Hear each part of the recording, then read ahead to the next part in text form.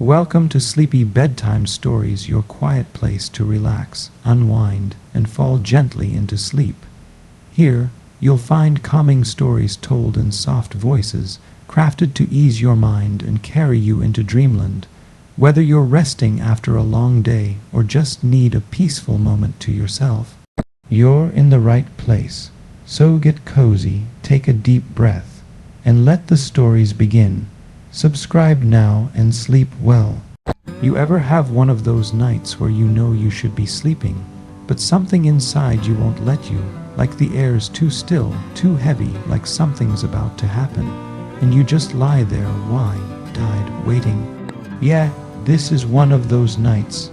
I don't know if it was the old photo I found in Grandma's attic, or the sound of that music box that started playing on its own again, but something's been pulling at me all week, whispering almost like a story that wants to be told or maybe remembered. See, my grandma, she wasn't like other grandmas. Most people bake cookies and tell you sweet bedtime stories, not mine. She told stories too, yeah, but hers were strange. Odd little tales that started out innocent enough, but always twisted into something off, and she loved reading to me, not fairy tales, not happy stuff. She liked the strange ones, the sleepless ones, the ones that made you stare into the dark a little longer after the lights went out. And her favorite, Alice's Adventures in Wonderland, she'd whisper it to me by candlelight, sitting in that creaky old rocking chair.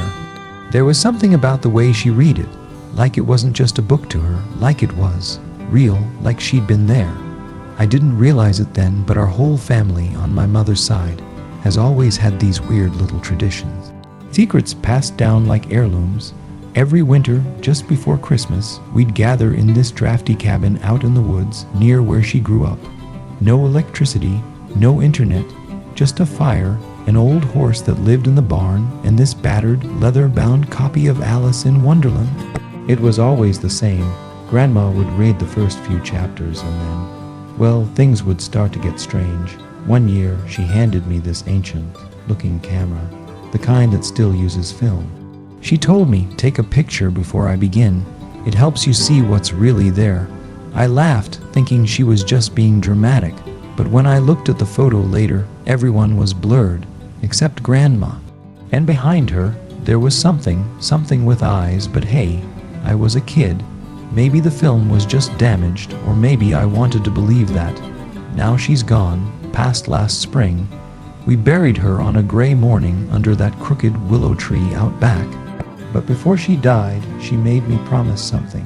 She looked at me, serious as ever, and said, when the nights get too quiet and your dreams get loud, read the story again, out loud, from the beginning. Don't skip anything. I thought it was just her way of being poetic. But now, I'm not so sure, because last night, I heard the music box again.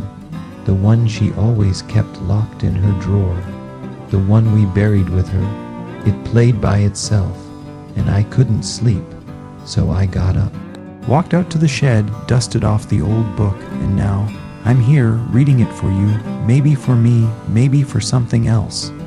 I'm not here to scare you, I just want to tell a story, but I have to warn you, this isn't just any reading of Alice in Wonderland. There's something different about this version, something that lives in the spaces between the words, a kind of truth hiding behind the nonsense, like looking at a funhouse mirror and seeing your real reflection for the first time. You'll meet a little girl named Alice, curious, stubborn, too clever for her own good.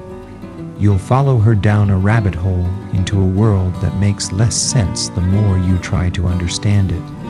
A world where logic breaks, time loops, and nothing stays still long enough to hold on to.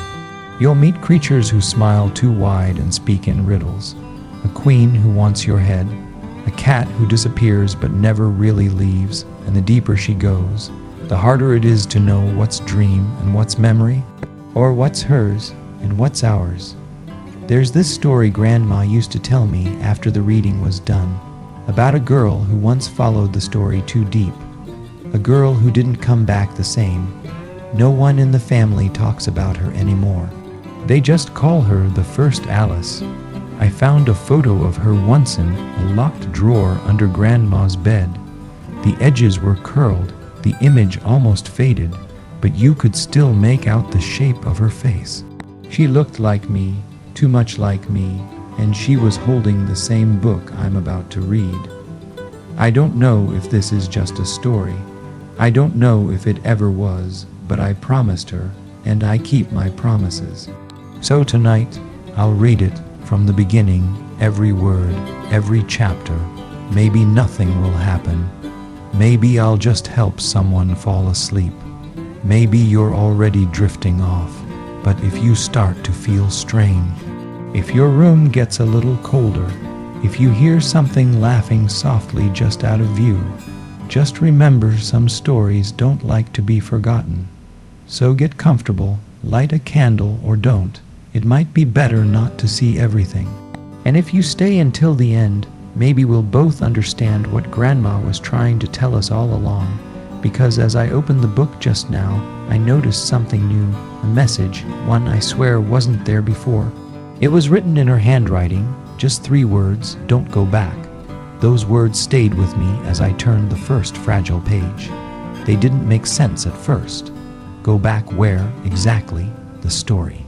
The house, the past, but the moment I read the first line, Alice was beginning to get very tired of sitting by her sister on the bank. I felt it again, that tug, like something shifting just outside my vision. Like a part of me had already gone back whether I wanted to or not. And suddenly I wasn't just reading anymore, I was remembering. I was 10 the first time Grandma let me ride the horse. His name was Solomon, a slow, moving son, warmed old soul with deep brown eyes and a scar across his chest that no one ever talked about. Not even Grandma. She'd just brush him gently, humming the same lullaby every time. Something that sounded like it belonged in a language we didn't speak anymore. That stable, I can still smell it. Straw, cold air, wood soaked with years of sweat and quiet. It was more than a barn. It was the one place I could breathe out there during those late nights with the family. We weren't allowed to go in the house after sunset. Not the main house, only the guest cabin. The main one, Grandma's house, was for the keepers, they said. Only certain people went in after dark, always silently, always barefoot, always carrying candles. And every year, like clockwork, someone would disappear into that house for hours and come back different, quiet, distant, changed. We were told not to ask about it. Family secret. That's what they called everything they didn't want to explain. One year, I snuck into the main house when I wasn't supposed to. I was curious and scared and too stubborn to obey rules I didn't understand. I crept in just after midnight, barefoot like I'd seen them do. I didn't get far, just to the sitting room with all the old photographs on the walls, and that's when I saw it, a framed picture I'd never noticed before. It was black and white, taken with Grandma's old camera, the same one she kept locked in that red velvet box, the same one I'm holding now. In the photo, there was a girl sitting on Solomon's back, but it wasn't me. It wasn't anyone I recognized. She looked older, maybe 14. Her eyes were off, vacant, like she was awake but not home. The thing that really got me, though, the thing that made me run, was what stood behind her. It looked like a tree at first, tall, branching out, but it had hands. I told myself it was just shadows, maybe a double exposure, but even then, a small voice whispered what I didn't want to hear. It was watching her. And it sees you now, too. The next morning, Grandma found out what I'd done. She wasn't angry. She just stared at me for a long time and said, "The house shows what it remembers, not what you want to see." Then she handed me the camera. "This will help you forget." I didn't understand then. I do now, because a few weeks ago after she passed, I developed one of the old rolls of film I found tucked in her sewing kit. It was just labeled 1993. No names, No notes, and what came out didn't make sense. Photos of me sitting by the fire, holding the book, laughing with Grandma. But the thing is, I wasn't born until 1997, and in one of the pictures, I swear, I'm holding the same photo I'm looking at now. Time doesn't work the same way in our family. It folds, loops, breaks in places you don't notice until it's too late. Grandma used to say stories are like doorways. You don't know which way they'll open or who'll be waiting on the other side, and that brings me back to Solomon. The horse was part of the tradition too. Every child had to ride him before hearing the full reading. It was supposed to ground us, Grandma said, connect us to what came before. But one year, my cousin Micah, he refused, said he was scared that Solomon had spoken to him in the stable the night before. Told him not to ride, told him things he couldn't repeat. No one believed him, of course, or maybe they did and just didn't want to say it out loud. Micah was different after that, always looking over his shoulder, always holding his breath when he passed mirrors. He moved away when he turned 18, and no one's heard from him since. His mom says he sends postcards, but she never shows them. And when I asked her last Christmas if she remembered the year he refused the ride, she just stared at the fire and said, "There's no stable on that property." But there was. I've seen it. I've been there.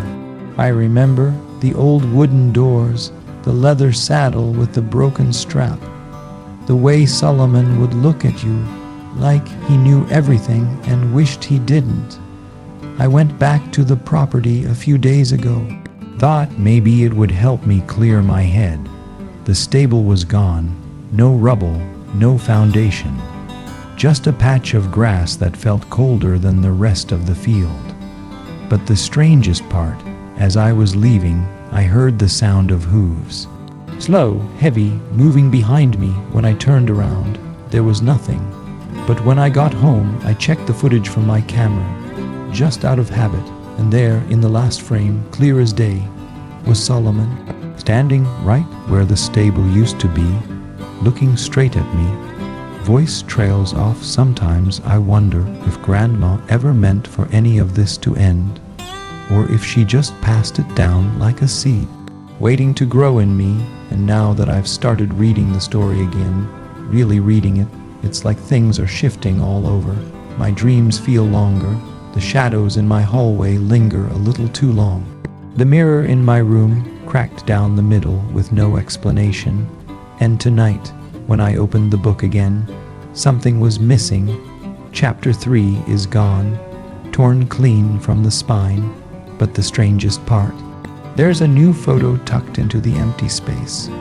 One I've never seen before. It's a photo of me standing in the woods, holding the book, and behind me, someone's watching, but the figure's just a blur. Like it hasn't decided who to be yet. I didn't sleep last night. Again, that makes, 4 nights in a row now. I keep telling myself it's just stress, just memories stirring up dust. But deep down, I know better. It's something else, something that followed me home. I keep the book by my bed now, like it's safer that way.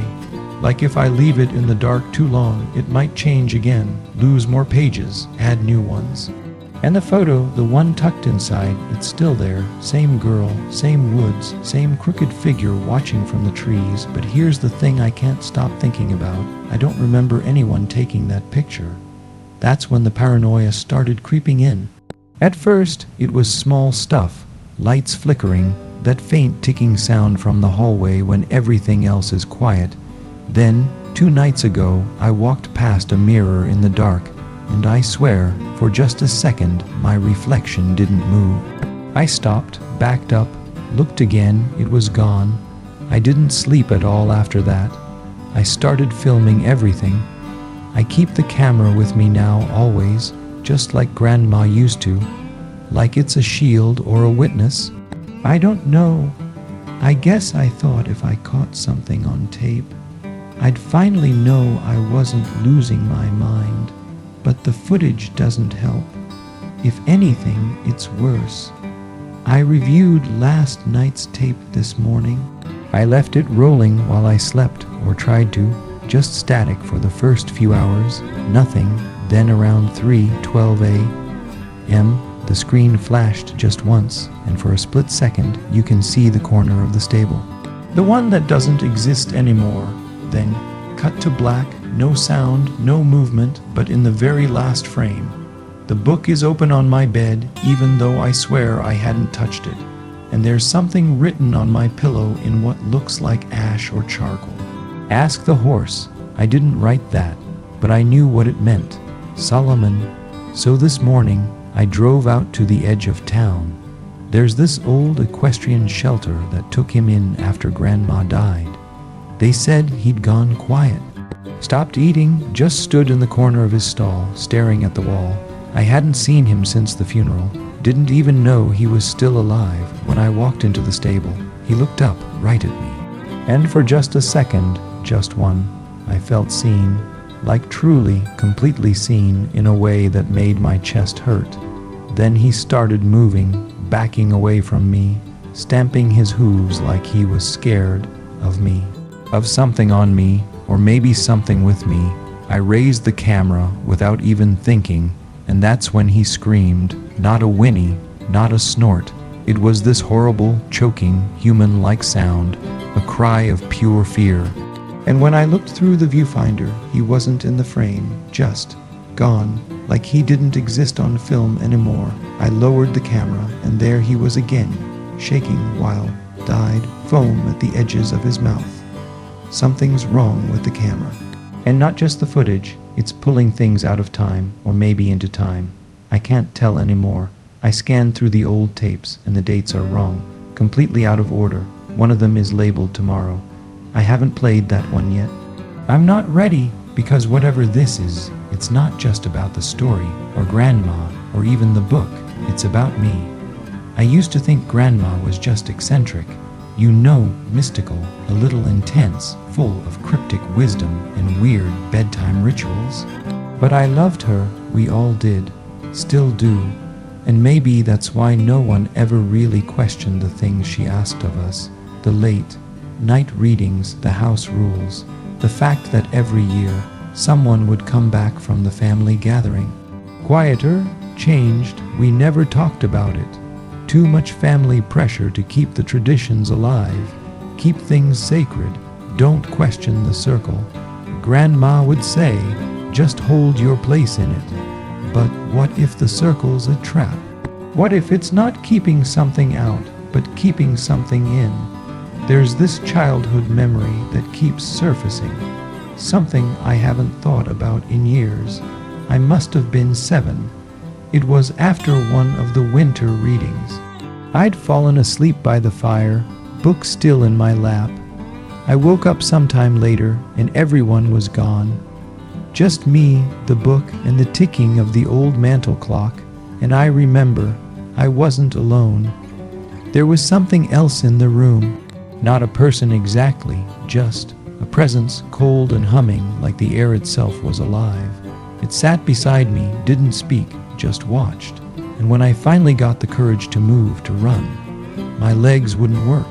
Like the story had rooted me to the floor. Grandma found me like that an hour later. She never asked what happened, just said, the first time's always the hardest. And then she sang that same lullaby. The one Solomon knew, the one I still hear sometimes in my dreams. I think this thing, whatever it is, has been with me since then, watching, waiting, feeding on the sleepless nights, the confusion, the fear, growing stronger each time we ignored it or dishonored it, thinking we were keeping some sacred tradition alive. But I'm starting to think Grandma didn't pass the story down to protect us. She passed it down to warn us, to keep the circle going, yes, but maybe also to give us a way out if we can find it.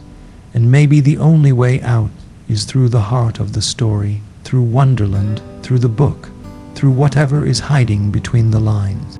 Because tonight I heard something new.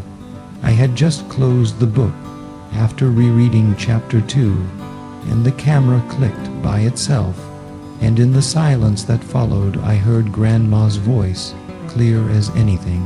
"Not a memory, not a dream," she said. "It's your turn now.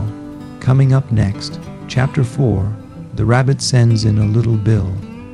But before we go on, I need to check the tape labeled tomorrow. I don't want to, but I think I have to because whatever's coming, it already knows my name." I pressed play on the tape labeled tomorrow. It was just past midnight. I sat in the same chair Grandma used to read from, the book open on my lap, the room silent except for the faint clicking of the radiator. I wanted to believe it would be blank, that it was all just paranoia, grief, stress, fatigue from too many sleepless nights, but deep down, I knew it wasn't. The screen stayed black for the first few seconds. Then, snow, static, and then it started. The footage was grainy, like it had been filmed decades ago, but I recognized the setting instantly. Grandma's house, the living room, same wallpaper, same mantel clock, same old worn couch.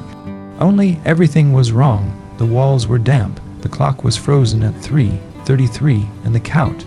Someone was sitting there. It was me, older, tired, staring straight at the camera, and behind me, just barely visible in the shadowed hallway, was Grandma, not as I remember her, soft, warm, a little eccentric. This version of her was silent, still, watching me the same way Solomon had, like she saw through me. The me on the tape turned to speak, but the audio dropped out. Lips moved, nothing came through, then the screen went black, and a single sentence appeared in white text. "Stop digging." I dropped the camera. It clattered to the floor, battery hissing, screen flickering, and for the briefest moment, I saw my reflection in the lens. But it wasn't me. That's when I knew. This isn't just about some family ritual or old story. This is about control, about containment, about a truth so old and so dangerous that generations of us have been raised to protect it without even understanding what it is. I used to think Grandma was trying to help me. Now, I'm not so sure. She's in the tapes, in every one of them. I went back and scanned through all the old footage I'd written off before. Birthday parties, bonfires, even one from a family wedding. Grandma always stood just slightly out of focus, in every clip, wearing the same dress, holding that red velvet box, and her mouth. It's always moving, even when no one's talking to her, like she's whispering something only the camera can hear. I froze a frame from last Christmas, just before we all sat down for the family photo. There she is, arm around my shoulder, only her eyes are open too wide, and there's a shape, barely visible, reflected in the window behind us. It's tall, crooked, not quite human. I think the old footage is changing, like it's responding to me, to what I'm uncovering.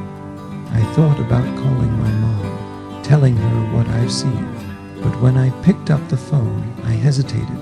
Because if this is really some deep family truth, some secret that's been passed down, hidden behind all the stories and lullabies, then she already knows. She had to know. I remembered something from years ago.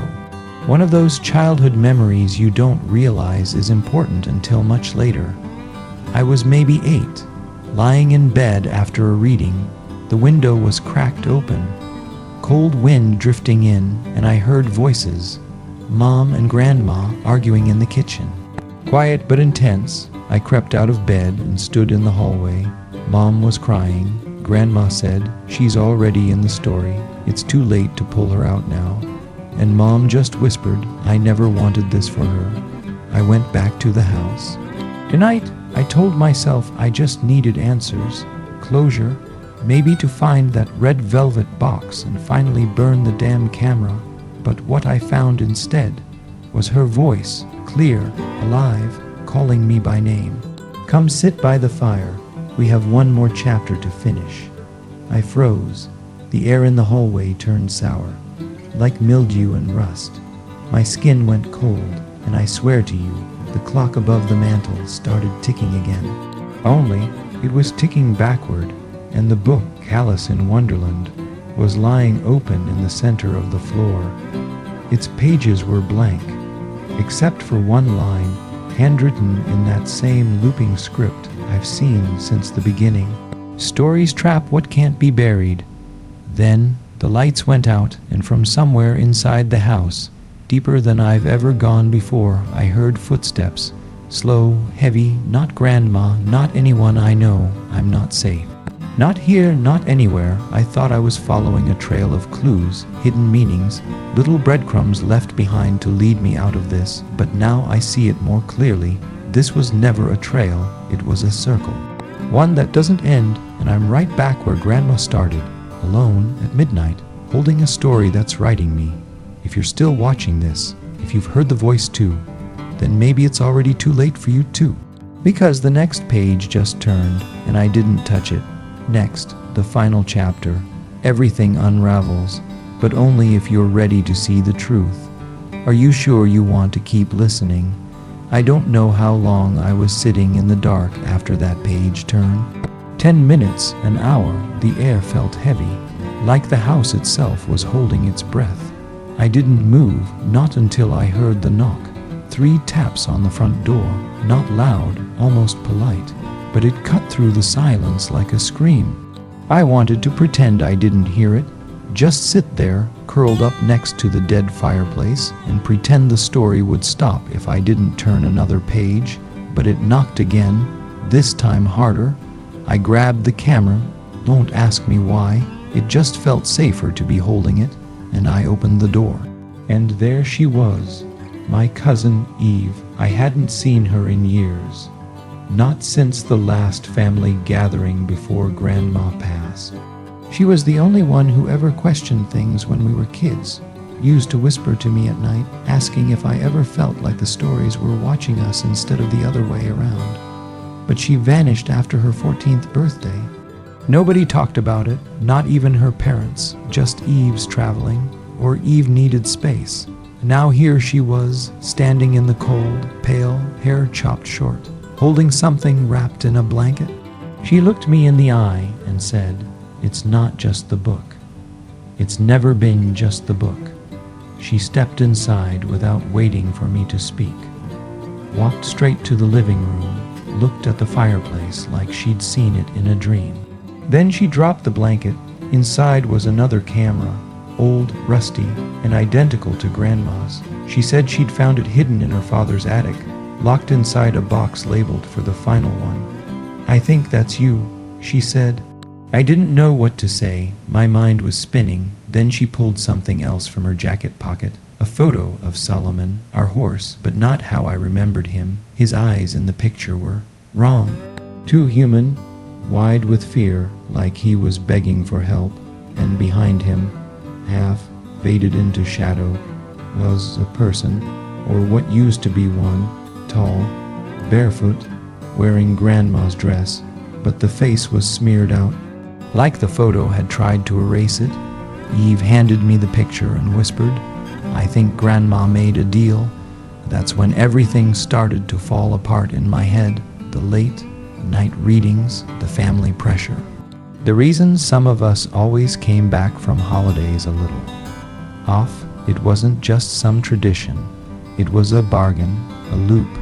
Someone gets chosen, every generation, to hold the story, to carry it forward, to protect the thing in the shadows by keeping it distracted, fed, remembered, and Solomon, he was part of it too. Eve said she found old footage in her dad's garage, VHS tapes, dozens of them, labeled with our names. Mine, hers, my mother's, even Solomon's. She played one for me, right there on the old TV in the den. It was from years ago, a birthday party. There I was, turning 9, blowing out candles while the family clapped and cheered. But in the background, through the stable window, Solomon was pacing, fast, panicked, and someone was watching him, a tall shadow, unmoving. The next tape, a few weeks later, Solomon was completely still in the frame.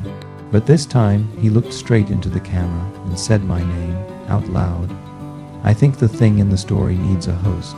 A new one every few years, and the cameras, they aren't capturing the past. They're building a future, a script, writing the next chapter through us, and now it's my turn. But here's what Eve said before she left. She looked me dead in the eye and said, "You don't have to finish the book, but if you stop halfway." She didn't even need to finish the sentence. I knew what she meant. You either carry it or it carries you. I'm going back to the stable tonight. There's one more tape inside the red velvet box. It's labeled Before the Beginning. I think that's where the real truth is. And I'm scared to death of what it might show, but I'm more scared to keep wondering, because once you've seen the clues, heard the voices, watched the story move on its own, there's no going back. There's only through, next, the final confrontation. But be careful. This story doesn't want to be finished. It wants to be passed on to someone like you. The night I watched the final tape, it felt like the house was waiting. The stable was colder than I remembered. The wind pushed through the boards like it had teeth, and every creak of the wood sounded like someone whispering. Eve was gone. I hadn't seen her since she dropped off the camera. Maybe she couldn't face it, or maybe she'd already seen the ending and decided not to watch it twice.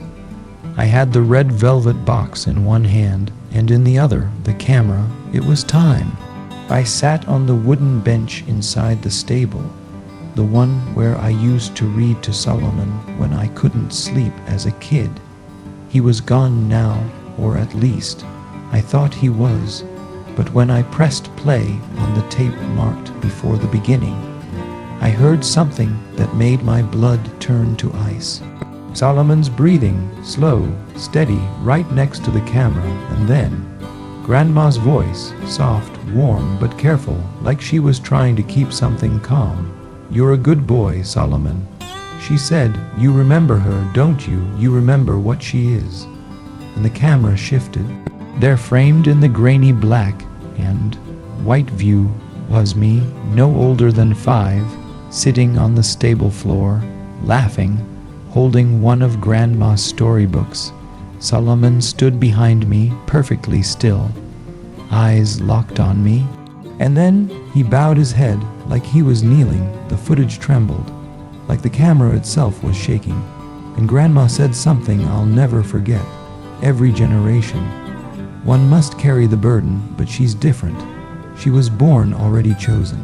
I thought I had been discovering the truth, but the family secret revealed was worse than anything I imagined. It wasn't just that Grandma had made a deal. I was the deal from the beginning. It wasn't a choice. It wasn't some curse passed around randomly like a torch in the dark. I was born into it, raised for it. Sleepless nights, stories, the constant pressure to remember who I was. All of it shaping me into something the story could hold on to. And Solomon, he wasn't just a horse. He was a guardian, trained, maybe even transformed, to watch me, protect me, or keep me from leaving the path. That's why he acted strange near the camera. That's why he always stared at me like he knew something I didn't. Because he did, and now that he was gone, there was nothing left between me and the story. I sat there in the stable, gripping the old camera, staring into the black screen after the tape ended.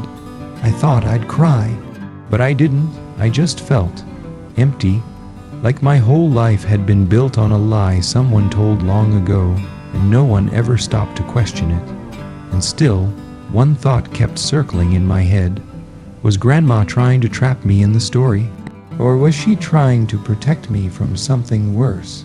That's when I saw it, right there, scratched into the underside of the velvet box, almost invisible, for her let it end. Grandma had known. She wanted this to stop. And the final tape wasn't a warning, it was a key. There was one last page tucked into the bottom of the box. Old paper, handwritten. It wasn't a story, it was a spell, or maybe a prayer, a way to break the loop. To rewrite the ending, it said the only way out was for the chosen one, the one born into the story, to choose silence, to stop telling it, to stop remembering it, to let it fade. And in that moment, I understood what Grandma had done. All those readings, all those strange traditions, she wasn't feeding the story. She was starving it slowly, keeping it quiet just long enough to let me live, and when she died, it started waking back up. I walked out of the stable just as the sun was rising. For the first time in weeks, I didn't bring the camera with me. I left it on the bench, along with the red velvet box, the tapes, the book, all of it. And I locked the door behind me because the story can't end with a final line. It only ends when we stop repeating it. I don't know if silence will save me, but I know this: I'm done reading. The final truth is, I was never meant to understand, only to remember, but not anymore. Let someone else carry it. I'm walking away. It's been a few weeks now. The stable's still locked. The tapes are still inside. I haven't gone back. Sometimes, late at night, I wonder if I made a mistake. If I should have burned the tapes, or buried them, or kept watching until there was nothing left to see. But the truth is, I think the story wanted that. I think that's how it survived, by making us need answers more than we needed peace. So I chose peace, or at least I'm trying to. I've been thinking a lot about Grandma lately. Not just the strange rituals or the way she looked at me when I read aloud, like she was checking for something behind my eyes, but the other things. The way she made hot tea in silence after a storm. The way she always sat with me in the barn when I couldn't sleep. How she used to say, some stories choose you and some stories you choose. Be careful with both. Back then, I thought she meant fairy tales. Now I know she was talking about legacy, about the stories we carry without realizing it, the ones hidden inside lullabies and family photos and old, broken cameras that somehow still record even when they shouldn't. I found Solomon's bridle hanging on the fence the other morning. Clean, untouched, no dust, even though no one's been out there in weeks. I stood there for a long time, thinking about all the nights I sat in that stable as a kid, reading to him because it made me feel less alone, thinking about the way his ears would flick toward me when I whispered, and I realized something. He wasn't just guarding the story, he was guarding me, even if he was part of the secret. He also gave me something real: comfort, connection, a quiet place when everything else felt strange and loud. And that matters too. That's the part people forget when they talk about haunted houses or cursed bloodlines. There's love in those places too, even if it's wrapped in shadow. So where does that leave me? Not cleansed, not cursed, just where I still have sleepless nights sometimes, not because I'm afraid the story will come back, but because I finally understand how close it always was. In the lullabies, in the stable, in Grandma's voice when she said, "Be still," instead of "be safe." It's not a clean ending, but maybe real stories don't have those. Maybe the emotional closure isn't in solving the mystery, but in knowing you're strong enough to walk away from it. To say, this happened, it mattered, but it doesn't own me anymore. That's the moment I knew this wasn't just a story. It was sentient, alive. It's been using us, each of us, binding itself to the bloodline. Growing stronger with every sleepless obsession, every family secret buried just deep enough to keep breathing. And Eve, she told me the darkest part, the reason she ran away. She didn't forget the story like the rest of us were told. She remembered everything: the confrontation, the screaming, the candlelit room where Grandma made her read the final page. She said she looked Grandma in the eyes and said no, and that's when her father changed. Went silent for months, and one day whispered to her in the middle of the night, "You were supposed to take her place." Let that line hang: family betrayal, hidden in bedtime stories and old lullabies. Sometimes I still hear something at night. A knock, a whisper, a flicker of light in the hallway, and every time I think, don't open the door, but sometimes I still do, not because I want the story to start again, but because part of me is still that kid in the stable, wondering what it all means. And maybe that's okay. Some memories don't fade, some pasts stay unresolved, but they don't have to define us. They're just part of the story, and we get to decide when to turn the page or put the book down for good. This was my sleepless story. Thanks for listening. I hope it helps you face yours.